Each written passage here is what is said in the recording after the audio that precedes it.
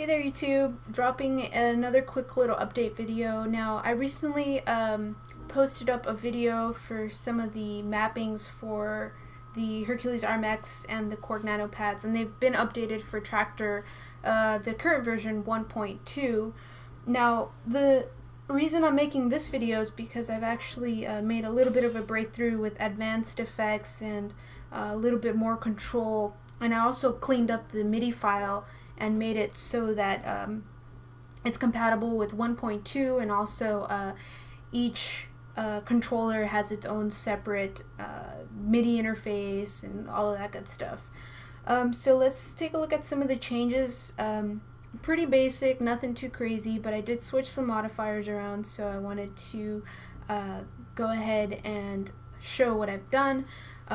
If you remember from my last videos, Scratch used to be the update, or the modifier for effect mode. Now it's turned into the modifier for browser. So if you notice, the right jog wheel is still the same. You know, you browse through your crates, except that the modifier is now here. And the reason I did that is it makes a little bit more sense in a layout standpoint, because all of your other browser buttons are located within this area, so it's kind of awkward that it was up here.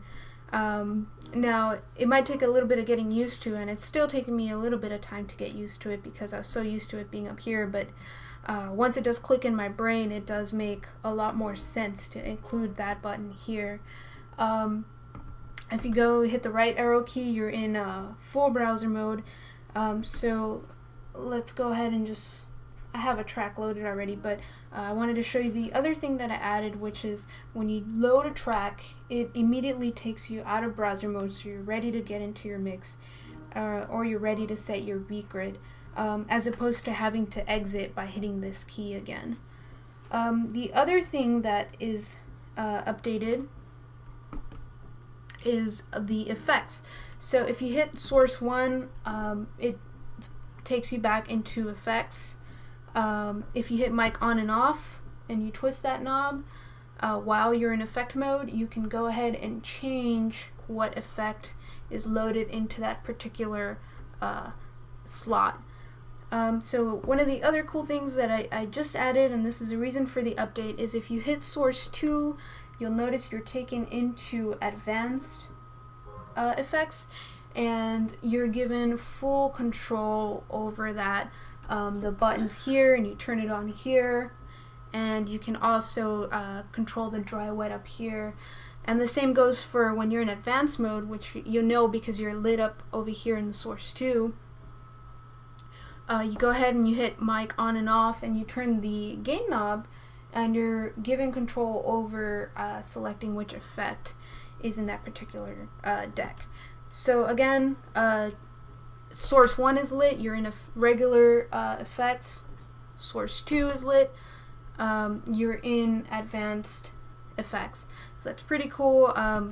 Just figured that out, and it actually made a lot of sense when I looked at the MIDI mappings. It didn't even require any modifiers, just some common sense that I hadn't thought of yet. Besides that, I did add a couple of other things. I added the ability to turn on snap and quantize up here, and I also added a drop a grid marker with this kill button here.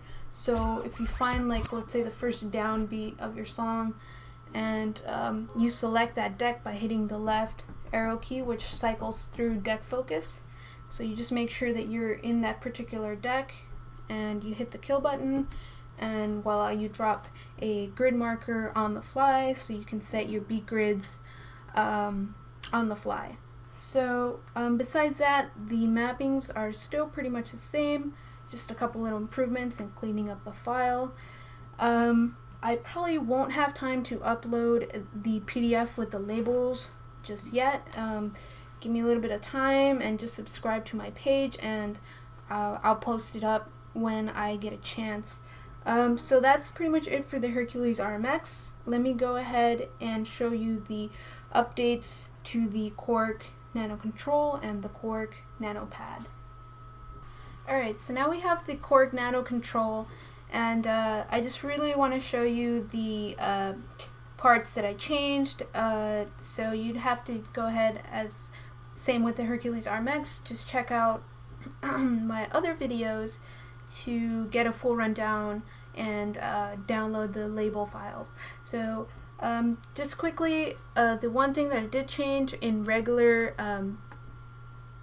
regular mixer mode, which is scene 1 for deck A and B and scene 3 for deck C and deck D, is I had a crossfader on there before with knob number 5, but now I changed it so that you can scrub through the track. I found that I hardly ever used the crossfader, and I mainly just used the volume faders.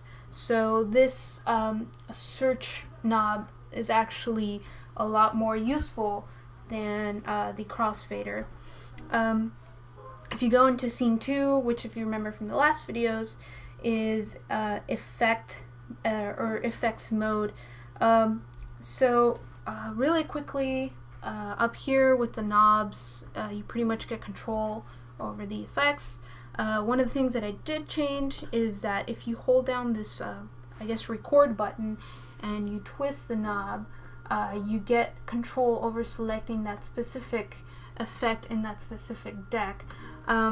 So the other thing I added, which is the same as the Hercules RMX, is that you can go into advanced mode by pressing these buttons up here. This is for effect unit 1, effect unit 2. So if you go into advanced mode, you then get control over advanced effects. So you got your dry wet up here. Again, you can go ahead and just change what effect you want by holding down the record button and turning the dry wet knob on that particular effect unit. So you can turn it on, and you get pretty cool controls over the advanced effects. And the same applies for effect unit 2. They're just on this side over here. Besides that, the Korg Nano is actually pretty much the same. Just added that quick feature where you can rummage through the tracks by holding this button here and flipping through with the dry wet for advanced.